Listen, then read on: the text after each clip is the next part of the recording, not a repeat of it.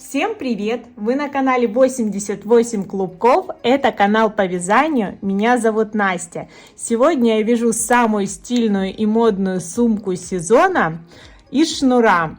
Я приготовила очень насыщенный синий полипропиленовый шнур. 6 миллиметров его сечения, как заявлено продавцом. У меня намотка в 30 метров. Этого достаточно для одной сумочки. Вязать я буду на пальцах. Никакой дополнительный инструмент вам не потребуется. Получится даже у тех, кто в руках никогда не держал ни крючка, ни спиц. Подписывайтесь на мой канал, ставьте лайки, переходим к работе. Принцип плетения этой сумочки очень похож на вязание крючком, только вместо крючка используются пальцы. Я набрасываю шнур на ладонь с небольшим запасом, оборачиваю, минуя мизинец, и вставляю палец, как бы вставляла крючок, под нижнюю нить и подхватываю верхнюю. Первая петля, в эту петлю еще раз протягиваю длину шнура. Первый столбик провязан. В это кольцо мне нужно провязать 7 таких столбиков.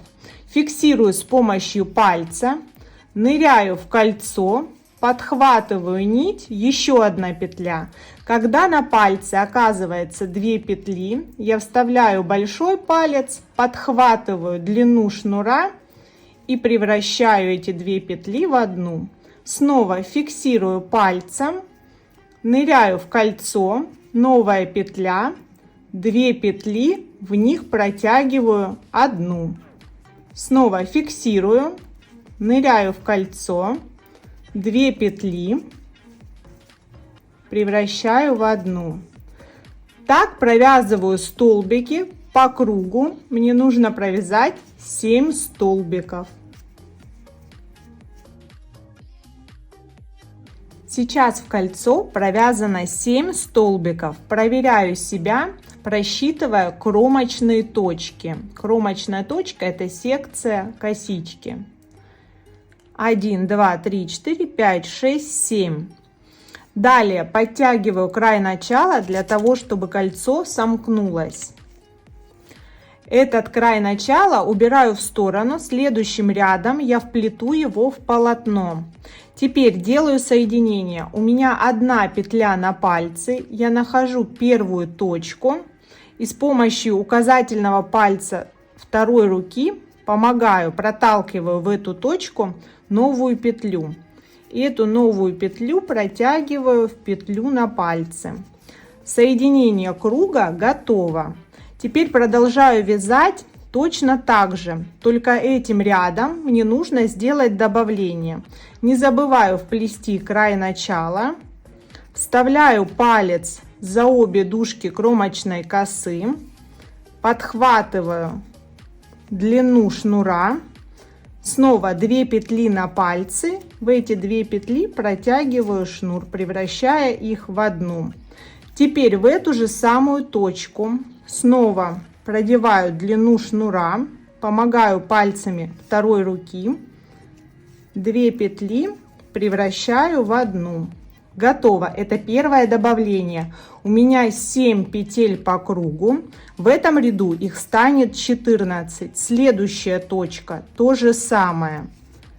Первая петля, провязываю. И в эту же самую точку вторая петля.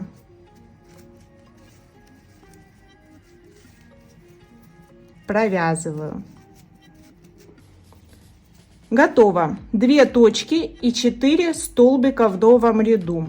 Не забываю вплетать край начала. Помогаю пальцами другой руки. Провязываю следующую петлю. И еще одну в эту же точку.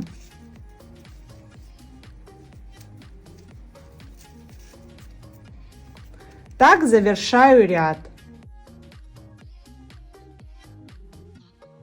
У меня последняя точка ряда. В нее точно так же протягиваю 2 столбика. Стараюсь, чтобы петли были примерно одного размера. Готово. Теперь я без соединения рядов продолжаю вязать по спирали. Просчитываю кромочные косы 1, 2, 3, 4, 5, 6, 7, 8, 9, 10, 11, 12, 13, 14. Как я и рассчитывала, из 7 у меня получилось 14 петель. Теперь продолжаю по аналогии. 1 петля на пальце. В следующую кромочную косу я формирую еще 1 петлю.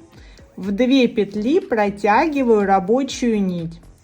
Тут без добавлений. В одну точку я протягиваю только 1 петлю и продолжаю вязать по кругу, по спирали. Если вы хотите, можно маркировать точку начала рядов, но это не так принципиально. Продолжаю петля за петлей. И формирую полотно сумки так, чтобы изнаночная часть оказалась на лице. Сейчас я вяжу по лицу, края изделия загнутся, и эта лицевая часть окажется внутри изделия. То есть лицевой будет изнанка. Продолжаю точка за точкой, пока мне позволяет моя длина шнура.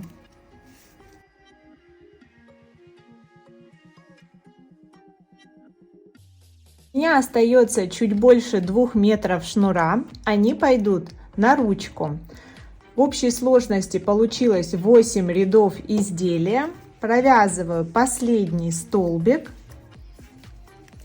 и при его провязывании вытягиваю остаток нити полностью. В следующую точку вставляю только нить и фиксирую конец ряда. То есть просто подтягиваю его. Готово. Теперь нахожу противоположную точку.